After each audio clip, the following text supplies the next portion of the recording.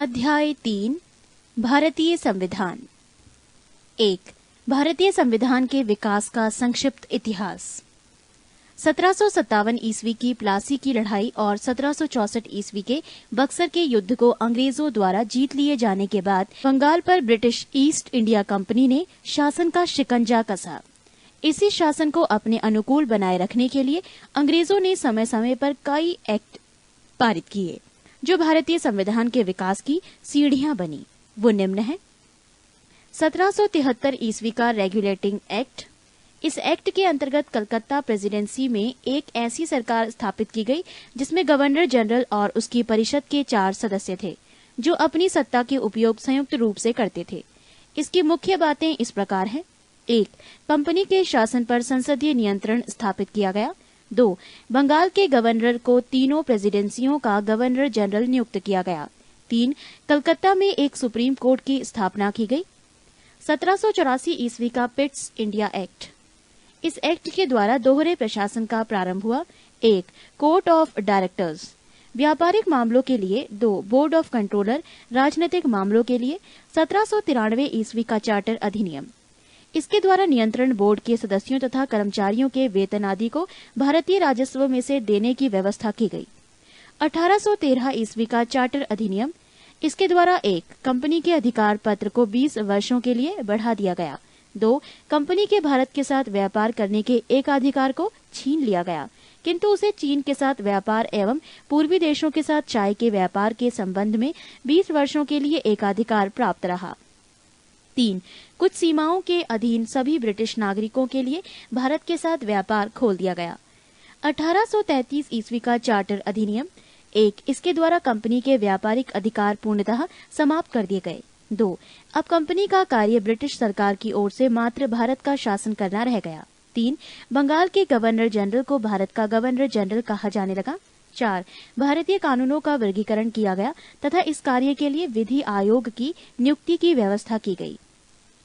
1853 ईस्वी का चार्टर अधिनियम। इस अधिनियम के द्वारा सेवाओं में नामजदगी का सिद्धांत समाप्त कर कंपनी के महत्वपूर्ण पदों को प्रतियोगी परीक्षाओं के आधार पर भरने की व्यवस्था की गई। 1858 ईस्वी का चार्टर अधिनियम। 1 भारत का शासन कंपनी से लेकर ब्रिटिश क्राउन के हाथों में सौंपा गया। 2 भारत में मंत्री पद की व्यवस्था की गई। 3 15 सदस्यों की भारत परिषद का सृजन हुआ। 4 भारतीय मामलों पर ब्रिटिश संसद का सीधा नियंत्रण स्थापित किया गया। 1861 ईस्वी का भारत शासन अधिनियम। 1 गवर्नर जनरल की कार्यकारिणी परिषद का विस्तार किया गया। 2 विभागीय प्रणाली का प्रारंभ हुआ। 3 गवर्नर जनरल को पहली बार अध्यादेश जारी करने की शक्ति प्रदान की गई। 4 गवर्नर जनरल को बंगाल, उत्तर पश्चिमी सीमा प्रांत और पंजाब में विधान परिषद स्थापित करने की शक्ति प्रदान की गई।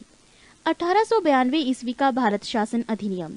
1 अप्रत्यक्ष चुनाव प्रणाली की शुरुआत हुई। 2 इसके द्वारा राजस्व एवं व्यय अथवा बजट पर बहस करने तथा कार्यकारिणी से प्रश्न पूछने की शक्ति दी गई।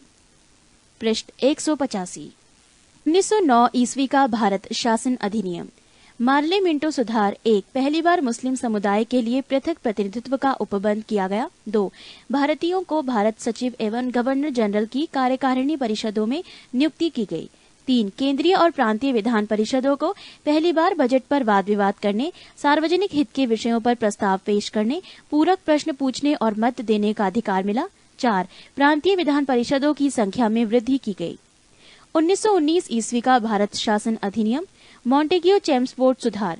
1 केंद्र में द्विसदनात्मक विधायिका की स्थापना की गई। प्रथम राज्य परिषद तथा दूसरी केंद्रीय विधानसभा। राज्य परिषद के सदस्यों की संख्या 60 थी, जिसमें 34 निर्वाचित होते थे और उनका कार्यकाल 5 वर्षों का होता था। केंद्रीय विधानसभा के सदस्यों की संख्या 145 थी, जिनमें 104 निर्वाचित तथा 41 मनोनीत होते थे। इनका कार्यकाल 3 वर्षों का था। दोनों सदनों के अधिकार समान थे। इनमें सिर्फ एक अंतर था कि बजट पर स्वीकृति प्रदान करने का अधिकार निचले सदन को था।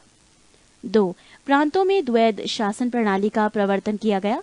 इस योजना के अनुसार प्रांतीय विषयों को 2 उपवर्गों में विभाजित किया गया, आरक्षित तथा हस्तांतरित। आरक्षित विषय थे वित्त, भूमिकर, अकाल सहायता, न्याय, पुलिस, पेंशन, आपराधिक जातियां, क्रिमिनल ट्राइब्स, छापाखाना, समाचार पत्र, सिंचाई, जलमार्ग, खान कारखाना, बिजली, गैस, बॉयलर, श्रमिक कल्याण, औद्योगिक विवाद, मोटर गाड़ियां, छोटे बंदरगाह और सार्वजनिक सेवाएं आदि। हस्तांतरित विषय